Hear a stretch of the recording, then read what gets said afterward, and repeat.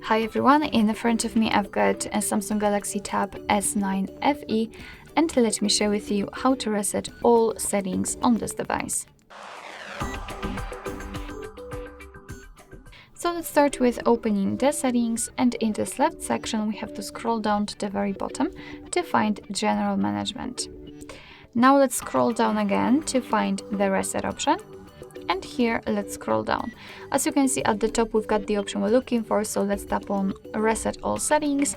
And here, your device is informing you that it will reset actually everything, all of the settings, except security settings, language settings, accounts, personal data, and settings for downloaded apps. So basically, it will remove the things like, for example, the timeout, the wallpaper, etc. So let's tap on Reset Settings. Of course, you have to confirm it if you got the screen lock.